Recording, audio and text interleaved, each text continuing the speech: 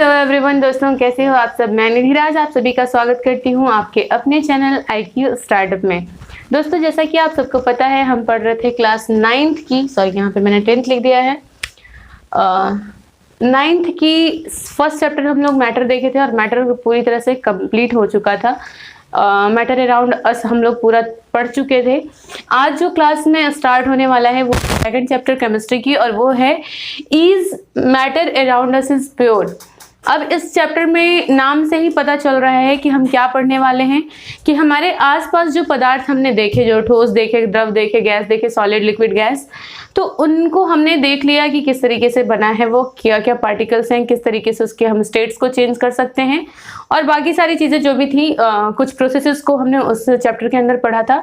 लेकिन आज की जो चैप्टर है जो स्टार्ट हो रही है, इस चैप्टर के अंदर हम नाम से ही पता चल रहा है कि इसमें हम जो सब्सटेंस है, जो मैटर्स है हमारे पास, उनकी हम क्वालिटी बेस पे जाएंगे कि क्वालिटी कैसी होती है, क्या मैटर जो हैं वो कितने तरह के होते हैं।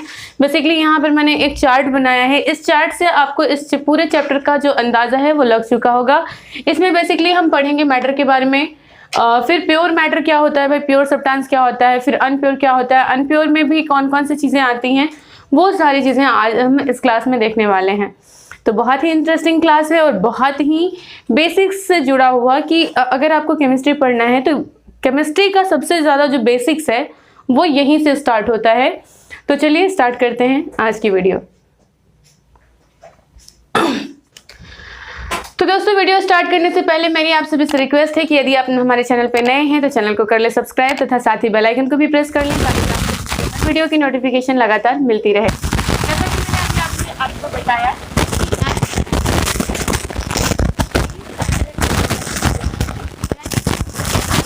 पदार्थ क्या वो शुद्ध हैं,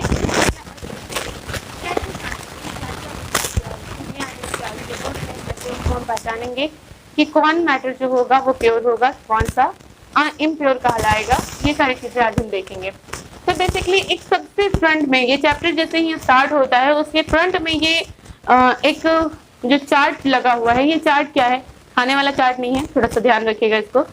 तो ये एक ऐसा चार्ट है जिसके अंदर हमें पता चलेगा कि चीज़ों को किस तरीके से वर्गीकृत किया गया है, किस तरीके से क्लासिफाई किया गया है, किस बेस पे क्लासिफाई किया गया है, वो सारी चीज़ें। इसके पहले वाले जो चैप्टर थी उसके अंदर हम लोग पढ़े थे मैटर यानी पदार्थ। तो इसमें हमने पढ़ा था कि मैटर कितने तरह के होते हैं भाई, 3 तरह के। कौन कौन थे? सॉलिड थे, लिक्विड थे और गैस थे, है ना। ठोस, द्रव और गैस, ये 3 तरह के पदार्थ थे। इसी में आपके कुछ सॉलिड, लिक्विड, गैस के हम स्ट्रक्चर्स पढ़े थे, उसके फेनोमेनन देखे थे कि किस तरीके से किसको हम सॉलिड कहेंगे, किसको लिक्विड कहेंगे, किसको गैसेस कहेंगे। तो ये सारी चीज़ें हमने पढ़ा। अब इन सॉलिड, लिक्विड, गैस को भी बाकी 2 भागों में बांटा गया।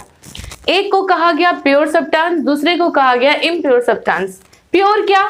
अब प्योर का मतलब केमिस्ट्री के अंदर जब प्योर में आते हैं तो प्योर ऐसा नहीं कि भाई दूध प्योर है कि नहीं, उसमें पानी मिला दिए, वैसा प्योरिटी की बात नहीं हो रही है यहाँ पे। बात करें अगर केमिस्ट्री के अंदर प्योर वर्ड की, तो प्योर का मतलब होता है कि एक ऐसा मैटर जो उसके हम 1000 टुकड़े भी करें तो उसके अंदर वही चीज़ मिले जिसके बारे में हम पढ़ रहे हैं। जैसे मान लीजिए अगर हम गोल्ड बोलते हैं, हमने पहन रखा है गोल्ड की चैन, अगर हमने कहा कि अरे तुम तो गोल्ड की चैन पहन रखी हो, तो गोल्ड जहाँ पे आया इसका मतलब है कि चाहे उसका एक कड़ी निकाल के देखिए या उस कड़ी को भी तोड़ दीजिए आप, तो उसमें भी आपको क्या मिलेगा? गोल्ड मिलेगा। पूरे चेन के अंदर भी क्या मिलेगा? गोल्ड मिलेगा। तो ऐसा पदार्थ जो पूरी तरह से एक ही तरह के पार्टिकल से मिलके बना हो, that is called pure substance. ठीक है। शुद्ध पदार्थ किसको कहेंगे केमिस्ट्री के अंदर? वैसे पदार्थ जो जिसका पूरा पार्टिकल, एक एक पार्टिकल एक ही तरह के जो मैटर है उससे मिलके बना हुआ है, पार्टिकल से मिलके बना हुआ है, that is called pure substance. Impure substance क्या होगा कि भाई अब उसमें मिक्सचर, अब जैसे मिक्सचर खाते हो आप, है ना, मिक्सचर में क्या समझ के मिलाया जाता है कि नहीं, इसके अंदर जो हमको अगर जैसे क्या क्या मिला होता है मिक्सचर के अंदर, सेव, बुनिया, सब कुछ मिला देता है पकड़ के, है ना, उसमें बादाम भी डाल दिया है, उसमें काजू भी, किशमिश भी, आपके मखाना भी, सब कुछ डाला हुआ रहता है। तो उसमें क्या एक लिमिटेड क्वांटिटी होती है कि एकदम इतना से ज़्यादा हम नहीं डाल सकते हैं, वो तो आपके ऊपर है, आपके स्वाद के अनुसार आपको जो अच्छा लगता है उसमें उसको ज़्यादा मिला दीजिए, है ना। तो वही चीज़ है कि मिक्सचर के अंदर कोई क्वांटिटी नहीं होती, बिल्कुल कुछ भी मिला सकते हो आप। अब चाट जो बना रहे हो वो भी क्या है, एक तरह का मिक्सचर है। तो मिक्सचर का मतलब क्या समझ में आया कि मिक्सचर जो है उसके अंदर क्या होगा कि बहुत तरह के सब्सटेंसेस मिले हुए होंगे। अब देखिए, अब यहाँ जैसे ही प्योर सब्सटेंस, मैंने बताया कि प्योर का मतलब कि इसमें 100% जो होगा वो एक ही तरह की चीज़ें होंगी। जैसे वाटर अगर बोला मैंने, वाटर बोला, ठीक है, तो अब तो कहोगे कि भाई ये वाटर प्योर कैसे हो सकता है, इसका तो अगर केमिकल फॉर्मूला देखिए तो हाइड्रोजन भी ऑक्सीजन भी है, दोनों मिला हुआ है, तो फिर ये प्योर कैसे, है ना। क्वेश्चन उठ सकता है ना कि प्योर कैसे है, जब इसमें हाइड्रोजन भी ऑक्सीजन भी दोनों मिला हुआ है तो फिर ये प्योर कैसे हो सकता है। तो प्योर क्यों नहीं है। अगर पानी का फॉर्मेशन आप देख लीजिए तो आप एक बाल्टी पानी है, उसमें से आप एक ग्लास पानी बाहर निकाल लो या फिर एक ड्रॉपर से एक बूंद पानी निकाल लो, पानी ही बाहर आता है या फिर कुछ और भी बाहर आता है।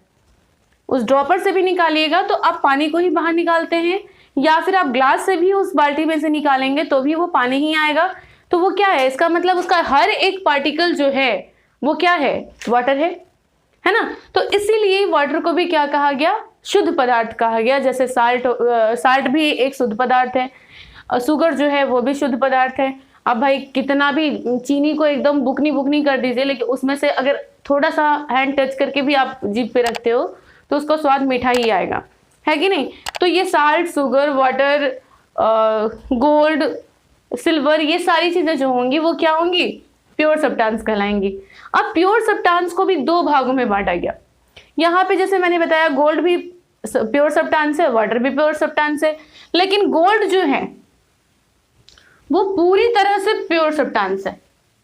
उसका आप 1000 टुकड़ा कर लीजिए तभी वो गोल्ड ही रहेगा। लेकिन कुछ ऐसे तत्व हैं, जैसे मैंने यहाँ पे वाटर को कहा कि इसमें H2 भी है, O भी है।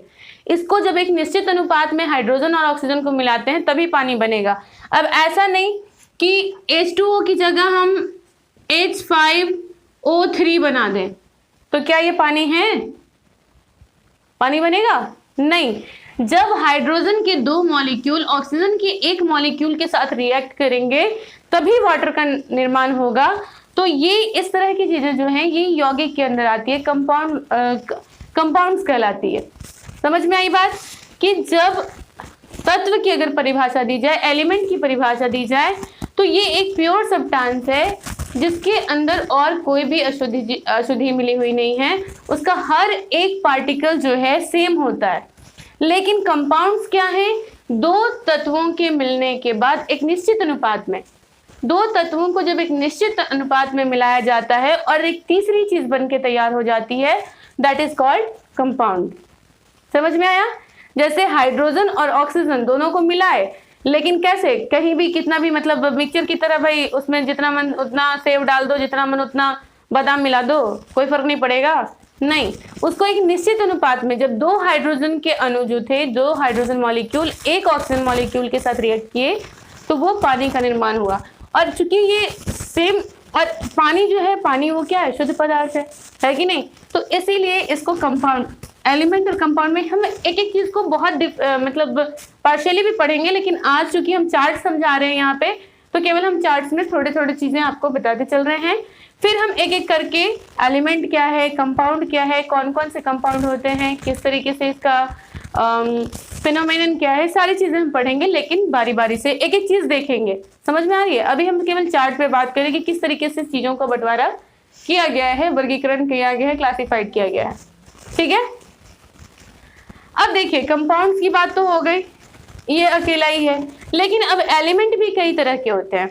एलिमेंट के अंदर देखा गया कि भाई शुद्ध पदार्थ तो ऑक्सीजन भी शुद्ध पदार्थ है ना, गोल्ड भी शुद्ध पदार्थ, उसके अलावा आपके और भी बहुत सारी चीज़ें हैं, जैसे मर्क्यूरी हो गया, वो भी शुद्ध पदार्थ। तो शुद्ध पदार्थों के अंदर भी बहुत सारी चीज़ें, अलग अलग चीज़ें देखी गई, इसीलिए इसको भी 3 भागों में बांटा गया।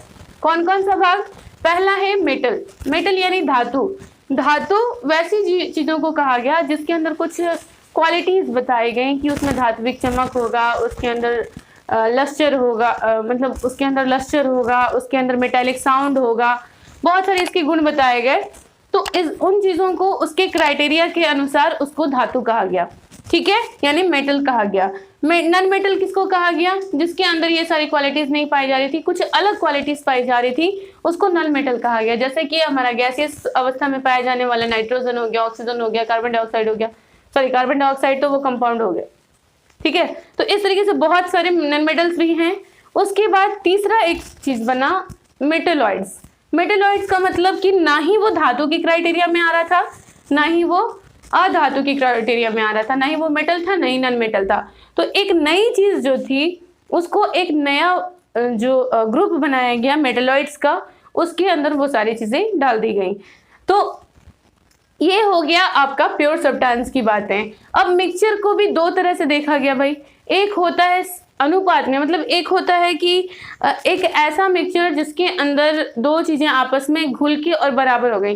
जैसे अगर एक ग्लास में आपको शरबत दिया जाए और एक ग्लास में वाटर दिया जाए, दोनों में अंतर समझ में आता है? बाहर से अगर हम देखें तो अंतर पता चलेगा?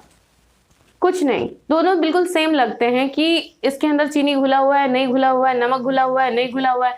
अगर घुल चुका है तो फिर पता नहीं चलता। तो होमोजीनियस मिक्सचर किसको कहेंगे?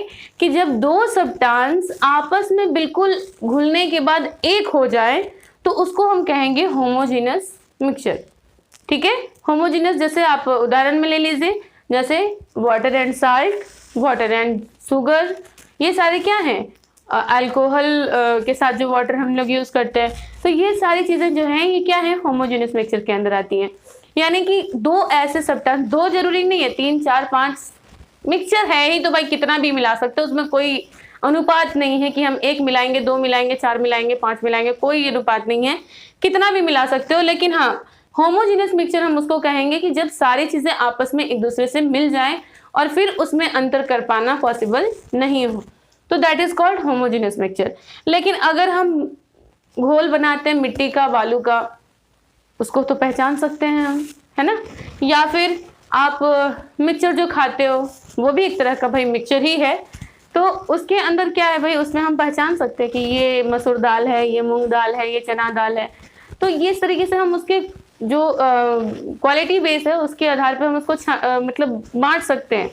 तो ये हेट्रोजेनस मिक्सचर आ गया कि मतलब उसमें एक दूसरे में घुलता नहीं है ये मिक्सचर। कैसा? पानी, बालू को ले लेंगे, वो हेट्रोजेनस मिक्सचर होगा। पानी के साथ जो चौक आपका है, चौक को मिला दीजिए, हेट्रोजेनस मिक्सचर होगा। पानी में आप बालू घोल लीजिए, वो हेट्रोजेनस मिक्सचर होगा, क्योंकि एक दूसरे के साथ घुलेगा नहीं वो। लेकिन अगर वही हम लेते हैं पानी के साथ साल्ट लेते हैं, यानी कि नमक लेते हैं, तो वो क्या होगा, पूरी तरह से उसमें मिक्सअप हो जाएगा। फिर हम नमक को अलग और पानी को अलग कर सकते हैं, लेकिन एक नॉर्मल मेथड से नहीं, उसके लिए वाष्पीकरण मेथड, एवापोरेशन का, वेपोराइजेशन का मेथड अपनाना पड़ेगा। तो इस तरीके से एक और चीज है कि मिक्सचर को हम अलग अलग कर सकते हैं। समझ में आया? इसके बहुत सारे तरीके हैं जिसके द्वारा हम मिक्सचर को अलग कर सकते हैं। जैसे हाथों से चुन के, अगर मान लीजिए आपके गेहूं के अंदर अगर कंकड़ पत्थर मिल जाते हैं, तो घर में जब आटा बनाने के लिए मम्मी बनाती हैं उसको, तो क्या करती हैं? हाथों से पिकअप करती है, चुनती हैं। तो ये क्या होता है कि मिक्सचर को हम अलग कर सकते हैं, है ना, बहुत आसान तकनीकों के द्वारा इसको अलग कर सकते हैं। लेकिन बात करें अगर कंपाउंड की, तो इसको अलग करने के लिए बहुत सारे बच्चे इसी और कंपाउंड और मिक्सचर में बहुत कंफ्यूज होते हैं कि भाई इसमें भी 2 से अधिक चीजें मिल रही हैं, उसमें भी 2 से अधिक चीजें मिल रही हैं।